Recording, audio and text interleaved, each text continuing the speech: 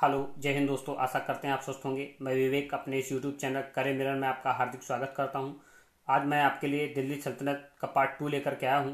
जैसा कि आप जानते हैं, मैं आपके साथ में 100 महत्वपूर्ण प्रश्न डिस्कस कर रहा हूं दिल्ली सल्तनत के, जिसका पार्ट फर्स्ट मैं आपके साथ में ऑलरेडी डिस्कस कर चुका हूँ। उसमें मैंने 50 क्वेश्चन आपके साथ में डिस्कस किए थे और जो बाकी के 50 क्वेश्चन हैं वो आज मैं आपके साथ में डिस्कस करने वाला हूँ। और यदि आपने इससे पहले के 50 क्वेश्चंस नहीं देखे हैं तो आप मेरी वीडियो की प्लेलिस्ट में जाकर उसे जरूर देखें। यदि आप मेरे चैनल पर नए हैं तो प्लीज़ मेरा चैनल सब्सक्राइब कर लीजिए, बेल आइकन को पुश कर लीजिए ताकि आपको आने वाले मेरे हर एक वीडियो की नोटिफिकेशन प्रॉपर मिलती रहे। तो बढ़ते हैं अपने इस लेक्चर की ओर। बात करेंगे अपने इस फर्स्ट क्वेश्चन की, यानी 51 क्वेश्चन की। कह रहा तैमूर लंग ने किसके शासनकाल में भारत पर आक्रमण किया था। शासनकाल पूछ रहा कि किसके शासनकाल में भारत पर आक्रमण किया था तैमूर लंग ने। तो ऑप्शन में है अलाउद्दीन खिलजी, बहलोल लोदी, फिरोज शाह तुगलक, नसरुद्दीन महमूद। तो दोस्तों इसका करेक्ट आंसर हो जाएगा नसरुद्दीन महमूद हो जाएगा, जो कि तुगलक वंश का अंतिम शासक था। और इसी के शासनकाल में तैमूर लंग ने 1398 में, आपको बता दें 1398 में भारत पर मतलब इस पर आक्रमण किया था दिल्ली पर। और जब तैमूर लंग ने इस पर आक्रमण किया था तो ये अपना राज्य छोड़कर भाग गया था। और इस तरह से तैमूर लंग ने, अगर पूछा जाए तैमूर लंग ने किसके शासनकाल में भारत पर आक्रमण किया था, तो आपका जवाब होगा नसरुद्दीन महमूद। ठीक है, और ये कब आया था तो 1398 ईस्वी में आया था, आप ये भी याद रखेंगे। तो नेक्स्ट क्वेश्चन की बात करते हैं। नेक्स्ट क्वेश्चन वही आ गया आपका कि बताइए तैमूर लंग ने किस वर्ष भारत पर आक्रमण किया था। तो आपका वर्ष हो जाएगा 1398। नेक्स्ट क्वेश्चन की बात करें। नेक्स्ट क्वेश्चन कह रहा है कि दिल्ली के किस सुल्तान ने ब्राह्मणों पर जजिया कर लगाया। दिल्ली के किस सुल्तान ने ब्राह्मणों पर जजिया कर लगाया है। जजिया कर की बात कर रहा हूँ ब्राह्मणों पर, कि ब्राह्मणों पर जजिया कर किसने लगाया था। दिल्ली सुल्तनत का कौन सा सुल्तान था। ऑप्शन में बलबन है, फिरोज शाह तुगलक है, अलाउद्दीन खिलजी है, मोहम्मद बिन तुगलक है। दोस्तों आपको करेक्ट आंसर जो हो जाएगा वो हो जाएगा फिरोज शाह तुगलक। फिरोज शाह तुगलक एक ऐसा दिल्ली सल्तनत का शासक था जिसने कि ब्राह्मणों पर जजिया कर लगाया था, आप याद रखेंगे। नेक्स्ट क्वेश्चन की बात करें। नेक्स्ट क्वेश्चन आपका कह रहा है कि सुल्तानों में किसके दरबार में सबसे अधिक गुलाम थे। निम्नलिखित सुल्तानों में किसके दरबार में सबसे अधिक गुलाम थे, गुलाम पूछ रहा है। तो ऑप्शन में बलबन है, अलाउद्दीन खिलजी है, मोहम्मद बिन तुगलक है, फिरोज शाह तुगलक है। तो दोस्तों इसका करेक्ट आंसर हो जाएगा फिरोज शाह तुगलक, क्योंकि फिरोज शाह तुगलक ने ही दीवाने बंदगान नामक एक विभाग स्थापित किया था जो कि गुलामों के लिए था, आप याद रखेंगे। और ये जो सर्वाधिक गुलाम जो थे वो किसके दरबार में थे, तो फिरोज शाह तुगलक के दरबार में थे, आप याद रखेंगे। ठीक, नेक्स्ट क्वेश्चन की बात करें। करा घड़ी अथवा ग्रहकर लगाने वाला दिल्ली का प्रथम सुल्तान कौन था। घड़ी अथवा ग्रहकर लगाने वाला दिल्ली का प्रथम सुल्तान कौन था। दोस्तों इसका करेक्ट आंसर हो जाएगा अलाउद्दीन खिलजी। ठीक है, अलाउद्दीन खिलजी जो था वो घड़ी अथवा ग्रहकर लगाने वाला दिल्ली का प्रथम सुल्तान था, आप याद रखेंगे। नेक्स्ट क्वेश्चन की बात करें। नेक्स्ट क्वेश्चन कह रहा फिरोज शाह तुगलक द्वारा स्थापित दार उल सफा जो था वो क्या था। एक दानशाला था, एक खैराती अस्पताल था, एक पुस्तकालय था, तीर्थ यात्रियों हेतु एक अतिथि गृह था। दोस्तों इसका करेक्ट आंसर हो जाएगा एक खैराती अस्पताल। ये दारुल सफा जो था वो एक खैराती अस्पताल था जिसमें दीन असहाय दुखियों की, जो दीन दुखी और एक तरीके से गरीब वो लोग होते थे, उनके इलाज जो होता था इस अस्पताल में होता था। ठीक है, नेक्स्ट क्वेश्चन की बात करें। करा कि उत्तर भारत में चांदी का सिक्का टंका जारी करने वाला कौन मध्यकालीन शासक था। टंका की बात कर रहा है कि चांदी का सिक्का जो टंका था उत्तर भारत में मध्यकालीन शासक कौन सा था जिसने जारी किया था। तो ऑप्शन में इल्तुतमिश है, रजिया सुल्तान है, अलाउद्दीन खिलजी है, मोहम्मद बिन तुगलक है। दोस्तों इसका करेक्ट आंसर जो हो जाएगा वो इल्तुतमिश हो जाएगा। आपको पता है इल्तुतमिश ने 2 सिक्के चलाए थे, एक चांदी का टंका था, दूसरा एक तांबे का जीतल।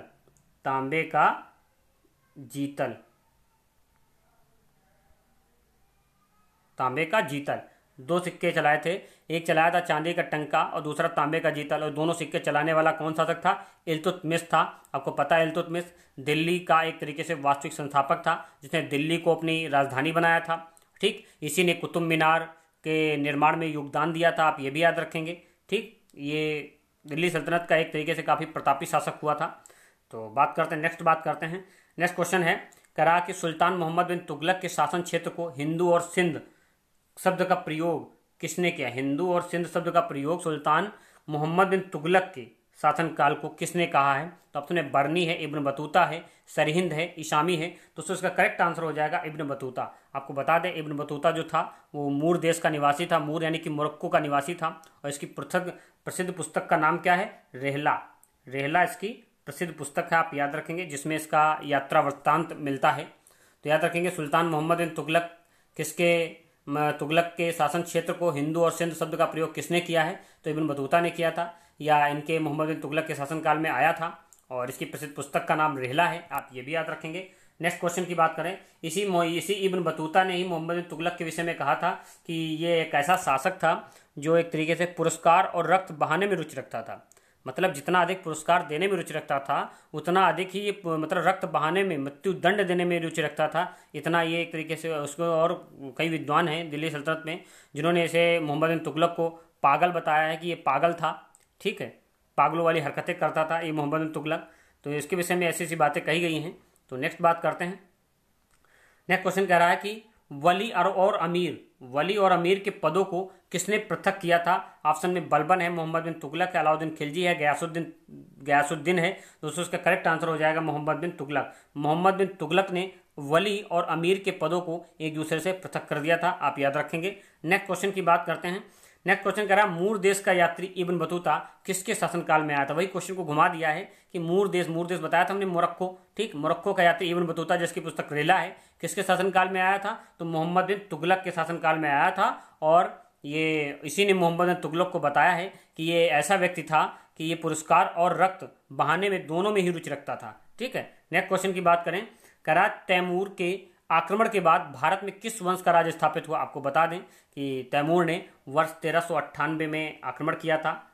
किस पर किया था? तो ये तुगलक वंश का अंतिम शासक था नसरुद्दीन महमूद। और जब इसने आक्रमण किया तो महमूद अपना राज्य छोड़कर भाग गया था। और इसने दिल्ली और जो अन्य राज्य जो जीते थे, इसने खिज्र खां जो कि इसका एक तरीके से सामंत था, उसको अपने सौंप दिया था। उसने कहा कि ये मैंने अपने जो विजित क्षेत्र है ये मैं तुम्हें प्रदान करता हूँ, और ये ऐसा करके प्रदान करके ये चला जाता है। ठीक, और इसी के बाद जो खिज्र खां ने ही भारत में सैयद वंश की स्थापना कर दी थी। ठीक, जिसने भारत में 36 वर्षों तक शासन किया था। तो याद रखेंगे तैमूर के आक्रमण के बाद भारत में किस वंश का राज्य स्थापित हुआ था?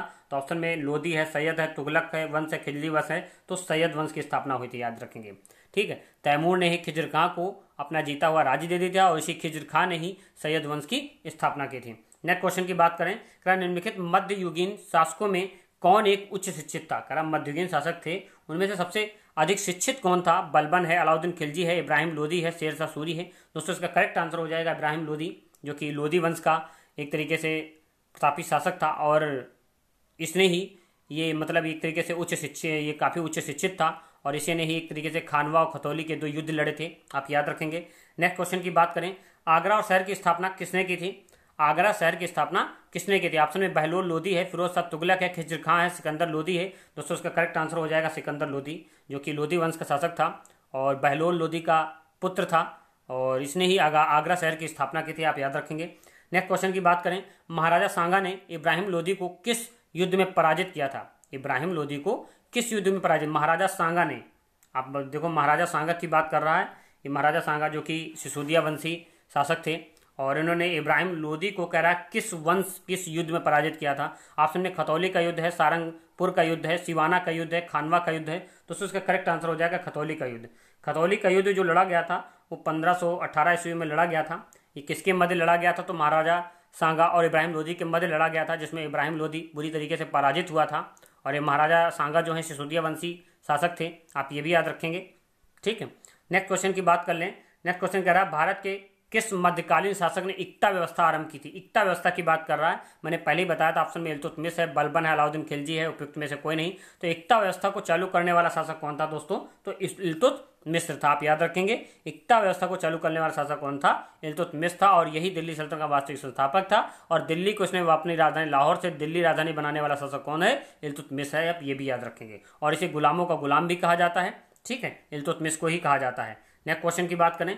नेक्स्ट क्वेश्चन कहता है कि निम्नलिखित युग्मों में से कौन सुमेलित नहीं है? ऑप्शन में दीवाने मुस्खराज अलाउद्दीन खिलजी बिल्कुल करेक्ट है, दीवाने अमीर एक कोही मोहम्मद बिन तुगलक बिल्कुल करेक्ट है, दीवाने खैरात फिरोज शाह तुगलक बिल्कुल करेक्ट है, दीवाने रियासत बलबन ये गलत है, ये गलत है। यहाँ पर क्या होगा? ये तो ये अलाउद्दीन खिलजी होगा, ये अलाउद्दीन खिलजी है। मतलब अलाउद्दीन खिलजी ने दीवाने मुस्तखराज और दीवाने रियासत इन दोनों का ही एक तरीके से निर्माण किया था। तो दोस्तों अगर आपसे पूछा जाए इसका गलत आंसर कौन सा है, यानी कि रंग कौन सुमेलित नहीं है, तो दीवाने रियासत है जो सुमेलित नहीं है, ये बलबन का नहीं बल्कि अलाउद्दीन खिलजी का है। ठीक है, आगे बात करते हैं। आगे मैं आपको कुछ रियासत सल्तनत कालीन कुछ विभाग बता देता हूँ जो याद रख के एग्जाम में बहुत पूछे जाते हैं। आप याद रखेंगे दीवाने अर्ज बलबन का है। ठीक है, दीवाने अर्ज किसका है, बलबन का है। दीवाने मुस्तखराज और दीवाने रियासत ये दोनों किसके हैं, ये अलाउद्दीन खिलजी के हैं, आप याद रखेंगे। दीवाने अमीर कोही, ये जो है अमीर कोही एक कृषि विभाग था जो कि मोहम्मद बिन तुगलक का है। और दीवाने बंदगान और दीवाने खैरात ये दोनों किसके हैं, तो फिरोज शाह तुगलक के हैं। तो याद रखेंगे दीवाने मुस्तखरात दीवाने रियासत अलाउद्दीन खिलजी, दीवाने बंदगान दीवाने खैरात फिरोज शाह तुगलक, और दीवाने अमीर को याद रखिए कृषि विभाग जो है वो मोहम्मद बिन तुगलक का है। दीवाने अर्ज जो है बलबन का है, और बाकी जो 4 बचे हैं वो अलाउद्दीन खिलजी के ही हैं। और यही जो पूछे जाते हैं, जो मैंने आपको बता दिया है, यही इतने एग्जाम में पूछे जाते हैं, बाकी कुछ पूछा नहीं जाता है। ठीक है, तो आगे बात करते हैं। नेक्स्ट क्वेश्चन की बात करें। नेक्स्ट क्वेश्चन कह रहा है कि सल्तनत काल में भू राजस्व का सर्वोच्च ग्रामीण अधिकारी, भू राजस्व का सर्वोच्च ग्रामीण अधिकारी पूछ रहा है। ऑप्शन में चौधरी है, रावत है, मलिक है, पटवारी है। दोस्तों इसका करेक्ट आंसर हो जाएगा चौधरी। भू राजस्व का सर्वोच्च ग्रामीण अधिकारी कौन था सल्तनत काल में, तो चौधरी था। नेक्स्ट क्वेश्चन की बात करें, इनमें से कौन सा सही रूप से सुमेलित नहीं है, आपको बताना है। ऑप्शन में दीवाने बंदगान है, तो दीवाने बंदगान आपको पता है कि फिरोज शाह तुगलक का था जो कि एक दास विभाग था। दीवाने मुस्तखराज ये बलबन का, ये तो बिल्कुल गलत है। दीवाने ये बलबन का नहीं, ये तो अलाउद्दीन खिलजी का था। दीवाने कोही ये कृषि विभाग है जो कि अलाउद्दीन खिलजी का नहीं, मोहम्मद बिन तुगलक का था। और दीवाने अर्ज ये कि बलबन का था। तो उसमें सही पूछ रहा है कि इसमें से सही क्या है, तो इसका सही करेक्ट आंसर हो जाएगा दीवाने बंदगान। दीवाने बंदगान जो है वो फिरोज शाह तुगलक का था, बिल्कुल करेक्ट है। ठीक है, नेक्स्ट क्वेश्चन की बात करें।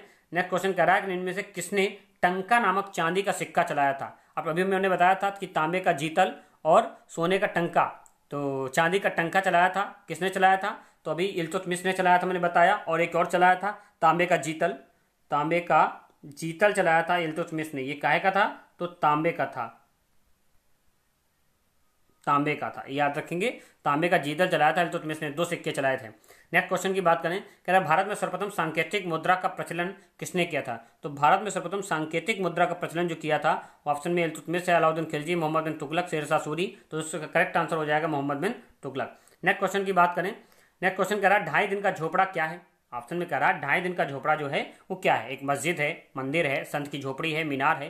दोस्तों आपको बता दें ये करेक्ट आंसर इसका है मस्जिद। ये 2.5 दिन का झोपड़ा जो है ये एक तरीके से संस्कृत पाठशाला थी जिसे कुतुबुद्दीन ऐबक ने तुड़वाकर इसे 2.5 दिन का झोपड़ा बना दिया था। ठीक है, क्योंकि इसका निर्माण 2.5 दिन में हुआ था, इसीलिए इसका नाम 2.5 दिन का झोपड़ा दे दिया गया। और ये एक मस्जिद थी, आप याद रखेंगे। और इसके बनाने का कार्य किसने किया था, तो कुतुबुद्दीन ऐबक ने किया था, आप ये भी याद रखेंगे। ठीक, आपको आशा करते समझ में आ गई होगी बात कि 2.5 दिन का झोपड़ा क्या है, तो मस्जिद है। ये 2.5 दिन में बन के तैयार हुई थी, इसलिए इसे 2.5 दिन का झोपड़ा कहा जाता है। और इसे किसने बनवाया था, तो कुतुबुद्दीन ऐबक ने बनवाया था, आप याद रखेंगे। नेक्स्ट क्वेश्चन की बात करें तो नेक्स्ट क्वेश्चन कह रहे हैं में से किसने गुलरुखी उपनाम से अपनी कविताओं की रचना की। गुलरुखी उपनाम से अपनी कविताओं को रचने वाला कौन था, तो आपको बता दें फिरोज शाह तुगलक है। ऑप्शन में बहलोल लोदी है, सिकंदर लोदी, इब्राहिम लोदी। तो आगरा शहर की जिसने स्थापना की थी वही है। तो आगरा शहर की स्थापना किसने की थी, सिकंदर लोदी ने की थी। दोस्तों इसका करेक्ट आंसर क्या हो जाएगा, सी हो जाएगा। नेक्स्ट क्वेश्चन की बात करें। नेक्स्ट क्वेश्चन करें निम्नलिखित सुल्तानों में से कौन अन्न के ऊपर कर समाप्त करने के लिए जाना जाता है। अन्न के ऊपर कर समाप्त करने के लिए जाना जाता है। ऑप्शन में अलाउद्दीन खिलजी है, गयासुद्दीन तुगलक है, फिरोज शाह तुगलक है, सिकंदर लोदी है। दोस्तों इसका करेक्ट आंसर हो जाएगा वो सिकंदर लोदी। सिकंदर लोदी दिल्ली सल्तनत का एकमात्र शासक था जिसने अन्न के ऊपर कर समाप्त करने के लिए कहा था या अन्न के ऊपर कर समाप्त कर दिया था। नेक्स्ट क्वेश्चन की बात करें, दस्तार बंदान कौन कहलाते हैं। सूफी संत कहलाते हैं, खान कहलाते हैं, मलिक कहलाते हैं, उलेमा कहलाते हैं। दोस्तों इसका करेक्ट आंसर हो जाएगा उलेमा। उलेमा को दस्तार बंदान कहते हैं। अब आप समझ रहे होंगे कि उलेमा क्या होता है, तो आपको बता दें सल्तनत काल में ऊंचे धार्मिक पदों पर जो व्यक्ति बैठते थे या जो विराजमान होते थे उन्हें उलेमा कहते थे। ये पगड़ी धारण करते थे, आप याद रखेंगे। ठीक है, तो ये उलेमा कौन होते थे, तो सल्तनत काल में जो उच्च धार्मिक पदों पर बैठे व्यक्ति होते थे उन्हें उलेमा कहा जाता था। और इन्हें ही दस्तार बंदगान कहते हैं। और एक तरीके से पगड़ी बांधते थे, आप ये भी याद रखेंगे। नेक्स्ट क्वेश्चन की बात करें, संगीत यंत्र तबला का प्रचलन किसने किया। ऑप्शन में आदिल शाह है, अमीर खुसरो है, तानसेन है, बैजू बाबरा है। तो दोस्तों इसका करेक्ट आंसर हो जाएगा अमीर खुसरो। संगीत यंत्र तबला का जो एक तरीके से प्रचलन किसने किया था, तो अमीर खुसरो ने किया था। नेक्स्ट क्वेश्चन की बात करें, निम्नलिखित राजपूत शासकों में से किसे संगीत पर एक पुस्तक के लेखक के रूप में जाना जाता है। राजपूत शासकों की बात कर रहा है, एक मिनट, राजपूत शासकों की बात कर रहा है, किसे राजपूत शासकों में किसे संगीत के रूप में जाना जाता है जिसने पुस्तक लिखी हो। ऑप्शन में जयचंद गढ़वाल है, पृथ्वीराज चौहान है, राणा कुंभा है, मानसिंह है। दोस्तों इसका करेक्ट आंसर हो जाएगा राणा कुंभा। इन्हीं से कीर्ति स्तंभ संबंधित है, आप याद रखेंगे। अगला क्वेश्चन भी आ गया आपका वही कि चित्तौड़ का कीर्ति स्तंभ निर्मित हुआ था किसके शासनकाल में। तो दोस्तों करेक्ट आंसर क्या हो जाएगा, राणा कुंभा। राणा कुंभा के शासनकाल में चित्तौड़ का कीर्ति स्तंभ निर्मित हुआ था। ठीक है, और नेक्स्ट क्वेश्चन की बात करें। नेक्स्ट क्वेश्चन है, निम्न में से कौन सुमेलित नहीं है। ऑप्शन में है अजमेर कुव्वत उल इस्लाम, अजमेर जो है मतलब अजमेर में कुव्वत उल इस्लाम मस्जिद है, जौनपुर में अटाला मस्जिद है, मालवा में जहाज महल है और गुलबर्गा में जामा मस्जिद है। तो दोस्तों करेक्ट आंसर हो जाएगा अजमेर कुव्वत उल इस्लाम। जो कुव्वत उल इस्लाम मस्जिद है, ये जो कुव्वत उल इस्लाम, ये अजमेर में नहीं, ये दिल्ली में है। कहाँ है, तो ये दिल्ली में है, आप याद रखेंगे। अजमेर कुव्वत उल इस्लाम मस्जिद है जो, वो दिल्ली में है, आप याद रखेंगे। ठीक है, नेक्स्ट क्वेश्चन की बात करें, इसे किसने बनवाया था, तो आपको बता दें ये कुतुबुद्दीन ऐबक ने बनवाया था। नेक्स्ट क्वेश्चन की बात करें, कह रहा भारत में प्रथम मकबरा जो शुद्ध इस्लामी शैली के लिए जाना जाता है। तो ऑप्शन में हुमायूं का मकबरा है, बलबन का मकबरा है, ऐबक का मकबरा है, अलाउद्दीन का मकबरा है। तो दोस्तों करेक्ट आंसर हो जाएगा बलबन का मकबरा। शुद्ध इस्लामी शैली से निर्मित जो पहला मकबरा था वो बलबन का मकबरा है। निम्न में से किस सुल्तान ने कुतुब मीनार की 5वीं मंजिल का निर्माण कराया। ऑप्शन में कुतुबुद्दीन ऐबक है, इल्तुतमिश है, फिरोज शाह तुगलक है, सिकंदर लोदी है। तो आपको पहली बात तो आपको बता दें कि कुतुब मीनार के निर्माण में इन सारे शासकों ने हिस्सा लिया था। कुतुबुद्दीन ऐबक ने लिया था, इल्तुतमिश ने लिया था, फिरोज शाह तुगलक ने लिया था, सिकंदर लोदी ने लिया था। कुतुबुद्दीन ऐबक ने एक तरीके से कुतुब मीनार का निर्माण कार्य कराया था, मतलब प्रारंभ कराया था। इल्तुतमिश ने उसे पूरा कराया था। इल्तुतमिश 4 मंजिल बनवा दी। इल्तुतमिश ने कुतुब मीनार के 4 मंजिल तक बनवा दी थी। उसके बाद फिरोज शाह तुगलक का शासनकाल आया तो इस पर बिजली गिर जाती है, इस पर तीसरी मंजिल टूट जाती है। तो उसके बाद फिरोज शाह तुगलक जो है इसमें 2 मंजिल बनवा देता है, यानी 5 मंजिल हो जाती है। तो ऑप्शन में ये भी पूछा था कि 5वीं मंजिल का निर्माण किसने कराया था, फिरोज शाह तुगलक ने करवाया था। उसके बाद सिकंदर लोदी ने इसकी मरम्मत करवाई थी। तो याद रखेंगे कि इन सारे शासकों ने जानते हो कुतुब मीनार के निर्माण में हिस्सा लिया था। लेकिन यहाँ पर क्वेश्चन जो आपका पूछ रहा है, क्वेश्चन कह रहा है कि बताइए सुल्तान ने कुतुब मीनार का में 5वीं मंजिल का निर्माण किसने कराया था। तो 5वीं मंजिल का निर्माण फिरोज शाह तुगलक ने कराया था। मैंने बताया कुतुबुद्दीन ऐबक ने निर्माण कार्य शुरू कराया था, इल्तुतमिश ने 4 मंजिल तक बनवा कर उसको फिनिश कर दिया था। उसके बाद फिरोज शाह तुगलक के शासनकाल में बिजली गिर जाती है जिससे 5वीं मंजिल टूट जाती है। तो बस्ती कितनी 4। तो उसके बाद जो है इसने मतलब 4 मंजिल बनवा देता, 4थी मंजिल टूट जाती, बस्ती है 3। उसके बाद फिरोज शाह तुगलक 2 मंजिल छोटी छोटी मंजिल बनवा देता है। ठीक, तो अगर आपसे पूछे 5वीं मंजिल का निर्माण किसने करवाया था, 4थी 5वीं मंजिल का निर्माण, तो फिरोज शाह तुगलक ने करवाया था। सिकंदर लोदी ने बाद में इसकी मरम्मत करवाई थी। ठीक है, तो ये 4 शासक थे जो कुतुब मीनार के निर्माण से संबंधित हैं, निर्माण और मरम्मत से संबंधित है। नेक्स्ट क्वेश्चन की बात करें। नेक्स्ट क्वेश्चन कह रहा है गोविंद महल जो हिंदू वास्तुकला का अप्रतिम उदाहरण है वो स्थित है कहाँ। तो ऑप्शन में है दतिया, झांसी, ओरछा, ललितपुर। तो आपको बता दें गोविंद महल जो है वो दतिया में स्थित है, याद रखेंगे। नेक्स्ट क्वेश्चन की बात करें जो कि झांसी में है। निम्नलिखित में से किसने कुतुब मीनार के निर्माण में योगदान नहीं दिया। मैंने अभी बताया, ऑप्शन में कुतुबुद्दीन ऐबक है, दिया है इन्होंने, इल्तुतमिश इन्होंने भी दिया है, और फिरोज शाह तुगलक इन्होंने भी दिया, अलाउद्दीन खिलजी इन्होंने नहीं दिया। ये इसका करेक्ट आंसर दोस्तों क्या हो जाएगा, अलाउद्दीन खिलजी। अलाउद्दीन खिलजी कुतुब मीनार के निर्माण से संबंधित नहीं है। नेक्स्ट क्वेश्चन की बात करें। नेक्स्ट क्वेश्चन कह रहा है दिल्ली का वह सुल्तान जिसने अपने संस्मरण लिखे। संस्मरण का मतलब समझते हो। संस्मरण का मतलब ये होता है कि अपने बारे में स्वयं लिखना।